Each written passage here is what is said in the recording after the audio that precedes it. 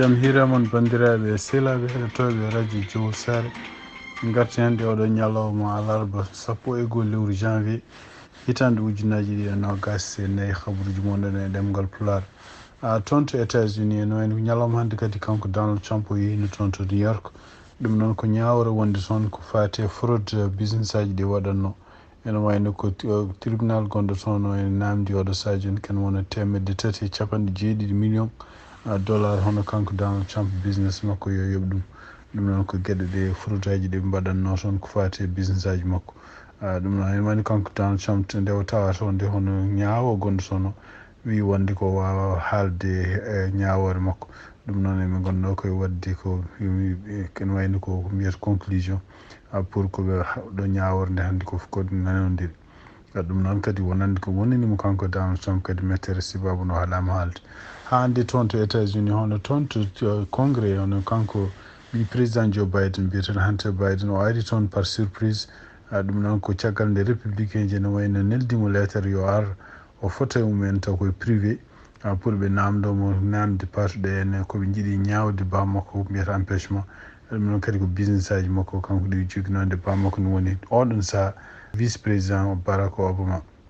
kono kanko Hunter Biden ene wayno ko e nder halluji ɗi o haalno ɗi oɗo dumon fof o wi ko wonde ko kanko wawa fottude e républicain je privé ene kalde makko saabu so tawi o fottama e privé ɓe kalde makko ene wawi ɓe bonna haala makko o yiɗi ko fottudema ɓe public ɗum waɗi hannde kanko hoore makko par surprise o ari toon to congrès ɗum noon ko taw kamɓe oɗo commission enquêtoɓe ko fate walla o toppitiɓe fate joni ko mbiyata empêchement bour bammakko ɓe gonno koye wiide wonde ko kanko hoore makko tiiɗi hoore o sallima notadeɓe kono e wande nde o ari nde henna hono kamɓe démocrate en e kamɓe républicain ji wonti kadi ko dukoji démocrate en mbi wonde ko ɗum noon tawde ɓen ɗon jooɗi kanko mon ɗon yo haal yoɓe kalde makko taw ɗum taw public taw télévision ngaji fof ne ndaara kono e wayno woni républicain surtout ko wayno Marjorie Taylor en e kanko oɗo kadi debbo jeeya toon to Colorado biyeteɗo Bobo ɓeɗo fof ene wayno kuccitiri e makko kanko Hunter Biden ga haalluji taw ko ƴettoje ɗum noon wonti hankkadi ko ƴettodiral hakkude kamɓe représentant ji démocrate en e républicain ji ɗum no wano wade foof kanko Hunter Biden caggal mo yaltoyi bolol makko hon toon hande kadi toon to États-Unis en wayno ko ɓuuri haalde hande koko fate débat ji politique hakkude kanko gouverneur mo Florida biyeteɗo Ron DeSantis e kanko kadi ancien gouverneur mo Caroline du Sud biyeteɗo Nikki Haley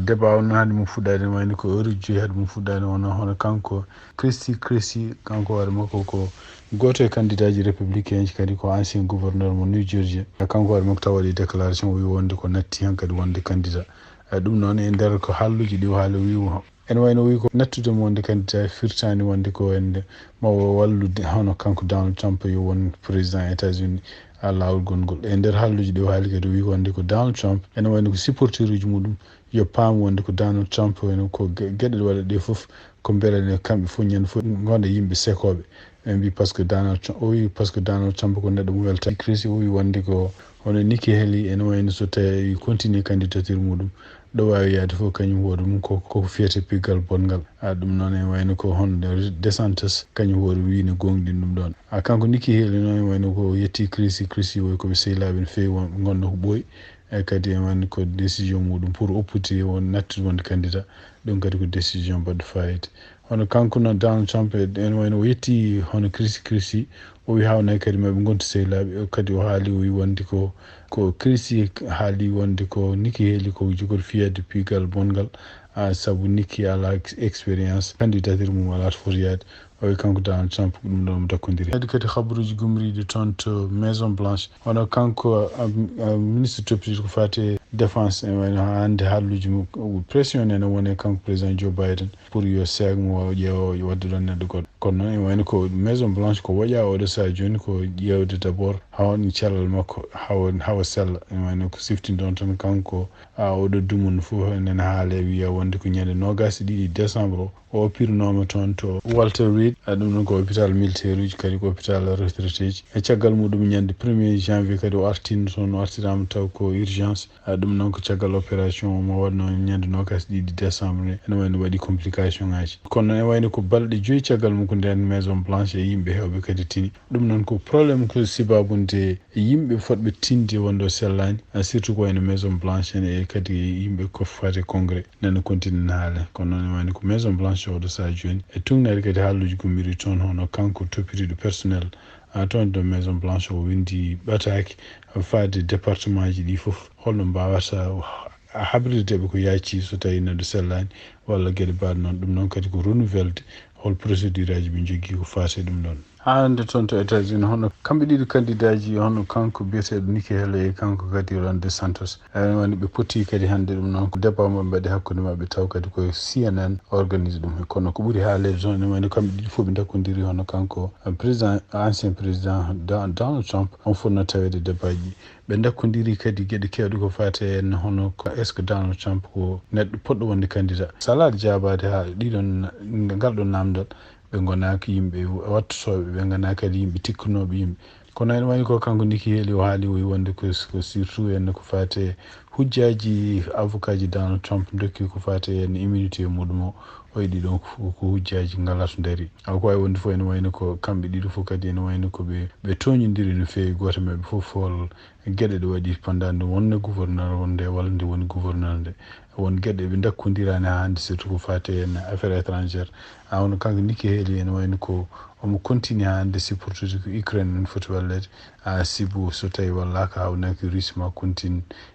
ko wiyete yande e leyɗele goɗɗe Europe omo continue kadi wiide wonde ko NATO walla OTAN ko organisation mo ganduɗa États-Unis continue en foti continude liggodirde muɗum kono noon kanko DeSantis o ene wayno e ɗiɗon jabade ɗum ɗon o wi wonde ko Nikki Haley politique mo waɗata ko fate affaire étrangère e surtout ko fate Ukraine ene wayno ɗum ɗon ko copie carbone walla ko ene wayno ko gueɗe ɗe ganduɗa président Joe Biden ɗum waɗata ɗum Nikki Haley yiɗi ko Allah jeehaten toon ko toon to Mauritanie e tunnade kadi ko e Sahara windi e kadi le kalam windi ɗum ɗon hono prix ji ko fate ligguimaji e ko fate kadi